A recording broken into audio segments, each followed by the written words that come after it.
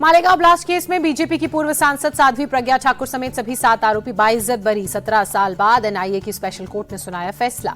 सबूतों के अभाव में कोर्ट ने आरोपियों को बरी किया। कहा बाइक में बम प्लांट किया गया, यह साबित नहीं हुआ। कश्मीर से आरडीएक्स लाया गया, इसके भी पुख्ता सबूत नहीं। कोर्ट ने कहा सबूत जुटाने में लापरवाही बरती गई, पंचनामा सही तरीके से नहीं हुआ, फिंगर सैंपल भी नहीं लिए गए।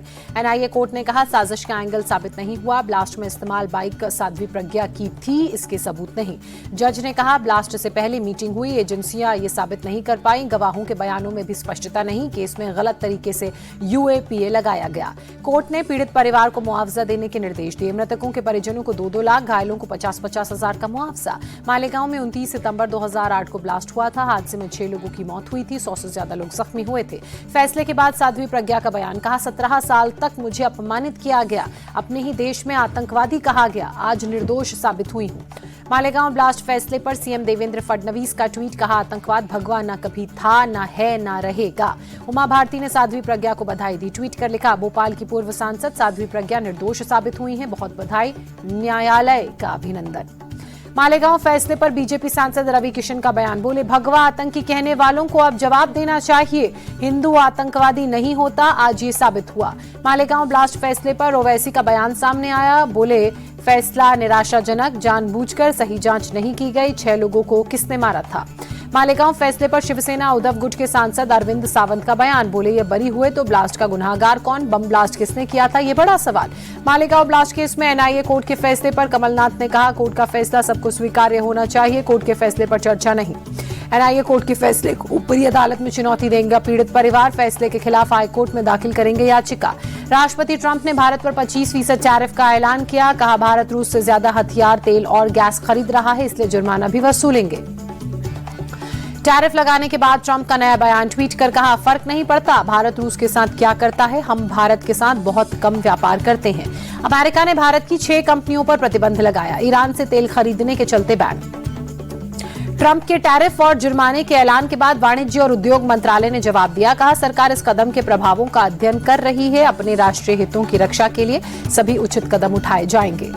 कांग्रेस सांसद जयराम रमेश ने तंज कसते हुए कहा तारीफ ही तारीफ में टैरिफ लग गया, हमें दोस्ती से क्या मिला, देश के लिए ये बहुत बड़ा धक्का। कांग्रेस सांसद दिग्विजय सिंह ने टैरिफ को ट्रंप का राजनीतिक हथियार बताते हुए कहा टैरिफ का इस्तेमाल करके सभी देश को धमका रहे हैं, पीएम मोदी को इस पर ध्यान देने की जरूरत। ट्रंप के टैरिफ लगाने पर कांग्रेस नेता प्रमोद तिवारी ने पीएम मोदी को घेरा, कहा पीएम मोदी की वजह से देश अपमान सह रहा है, उनकी विदेश नीति पूरी तरह से फेल। कांग्रेस सांसद इमरान प्रतापगढ़ी ने ट्रंप के टैरिफ के ऐलान को बताया भारत की विदेश नीति और कूटनीति की नाकामी, कहा देश को 25% टैरिफ का तोहफा दिया सरकार ने। ट्रंप के टैरिफ पर अखिलेश यादव ने कहा सरकार 11 साल से दोस्ती करती रही और आज हमें ये दिन देखना पड़ रहा है, शुरुआती बुरे दिन हैं। ट्रंप के 25% टैरिफ लगाने पर सपा नेता रामगोपाल यादव ने कहा ट्रंप के इस फैसले के बाद भारत को अब नए सिरे से सोचना होगा। आम आदमी पार्टी सांसद संजय सिंह ने ट्रंप के टैरिफ के ऐलान को भारत का अपमान बताते हुए कहा पीएम मोदी को इसका कड़ा विरोध करना चाहिए और अपना अगला कदम स्पष्ट करना चाहिए।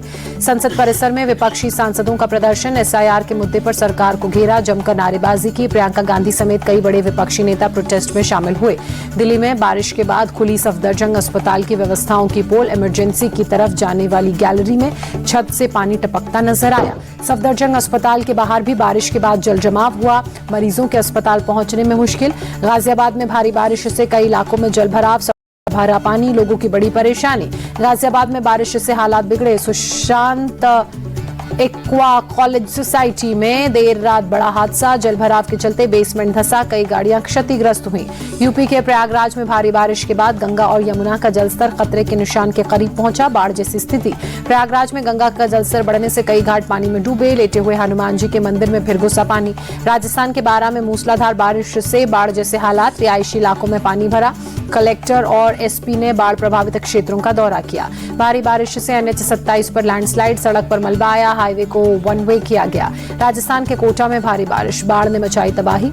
रिहायशी इलाकों में मकान की निचली मंजिलों में पानी भरा, छतों पर रहने को मजबूर लोग हुए। कोटा में एसडीआरएफ और एनडीआरएफ की टीम बोट की मदद से लोगों के रेस्क्यू में जुटी। कोटा के डीएम ने बाढ़ के हालात का जायजा लिया। राजस्थान के टोंक में भारी बारिश के बाद ओवरफ्लो हुआ डैम, जिस कारण आई बाढ़। रिहायशी इलाकों में घरों और दुकानों में पानी। राजस्थान के 6 जिलों में बारिश का रेड अलर्ट, 11 जिलों में ऑरेंज येलो अलर्ट जारी, 14 जिलों के स्कूलों में छुट्टी।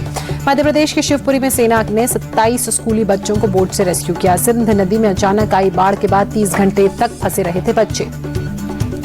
सेना के जवानों ने कई गांव के लोगों को भी बोट से रेस्क्यू किया। मौसम खराब होने की वजह से हेलीकॉप्टर से एयरलिफ्ट करने में आ रही मुश्किल। पहलगाम और भगवती नदी बेस कैंप से अमरनाथ यात्रा सस्पेंड की गई। खराब मौसम के चलते प्रशासन ने यात्रा पर रोक लगाई। दिल्ली के गाजीपुर इलाके में विकास नाम के युवक की हत्या। पुलिस ने आरोपी सलमान और उसके साथी को गिरफ्तार किया। 2 दिन पहले हुआ था सलमान विकास के बीच झगड़ा। यूपी के स्याना हिंसा केस में एडीजे 12 कोर्ट का बड़ा फैसला। इंस्पेक्टर सुबोध सिंह के 5 हत्यारे दोषी करार। यूपी के निठारी हत्याकांड में सुप्रीम कोर्ट का बड़ा फैसला। आरोपी सुरेंद्र कोहली की जमानत को चुनौती देने वाली 14 याचिकाएं खारिज। मध्य प्रदेश में ड्रग माफिया मछली परिवार का अवैध साम्राज्य ध्वस्त हुआ। 100 करोड़ से ज्यादा की संपत्ति पर बुलडोजर। प्रशासन ने खाली करवाई 6 जगह। कारखाना, फार्म हाउस, वेयर हाउस की जमीनों को जमींदोज किया गया। जो अवैध निर्माण था उसे गिराया गया। अवैध कब्जा हटाया गया। निगम ने कई बार हालांकि इस पर नोटिस भी लगाया था। बुलडोजर एक्शन पर मध्य प्रदेश के मंत्री विश्वास सारंग ने कहा, जो गलत करेगा उसे छोड़ा नहीं जाएगा। छत्तीसगढ़ के सुकमा में सुरक्षा बलों को कामयाबी। 5 लाख का इनामी नक्सली मारा गया। बड़े पैमाने पर हथियार बरामद। असम के उरियम घाट में जिला प्रशासन की कार्रवाई। विद्यापुर में दूसरे दिन भी बेदखली अभियान चलाया। जयपुर नेशनल यूनिवर्सिटी पर आईटी का छापा। ग्रुप संचालक संदीप बख्शी के ठिकानों पर रेड। वित्तीय अनियमितताओं में गड़बड़ी को लेकर छापेमारी। तेलंगाना के रंगारेड्डी में सीआईडी की छापेमारी। एक फार्म हाउस से करोड़ों की नकदी जब्त। 12 बक्सों में मिले करीब 11 करोड़ रुपए। बिहार के कटिहार में स्कूल प्रशासन की लापरवाही। सोते बच्चे को बंद करके क्लास में ताला लगाया। निकलने की कोशिश में खिड़की में फंसा बच्चा।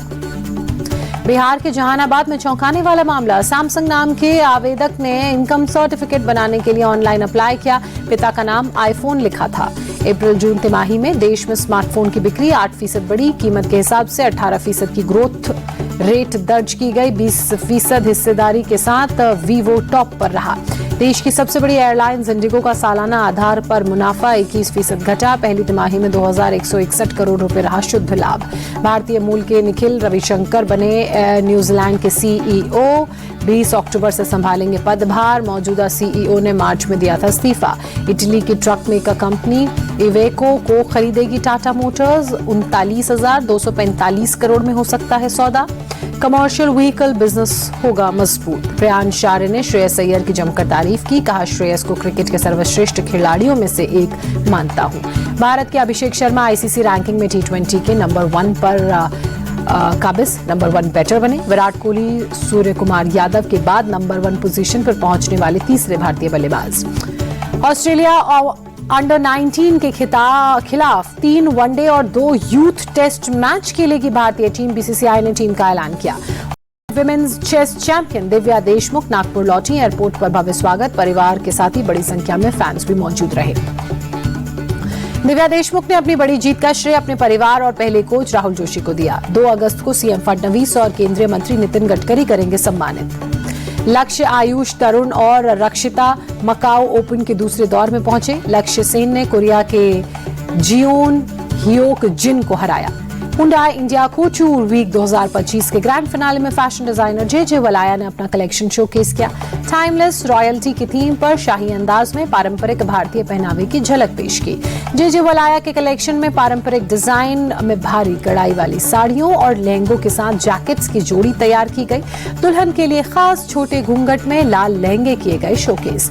वलाया के शो में सैफ अली खान के बेटे इब्राहिम अली खान और रवीना टंडन की बेटी राशा थडानी ने बतौर शो स्टॉपर शिरकत की। जे वलाया के साथ रैंप पर नजर आए। जे वलाया के शो में मुग्धा गोडसे और राहुल देव ने भी जलवा बिखेरा। पारंपरिक ब्लैक गोल्डन काशीदाकारी में दोनों ही रैंप पर सबका दिल जीतते हुए नजर आए। राशा थडानी ने जे वलाया के कलेक्शन की जमकर तारीफ कर कहा, बचपन से अपनी मां रवीना टंडन को वलाया के बनाए ड्रेसेस में देखती आई हूं, ये खास है।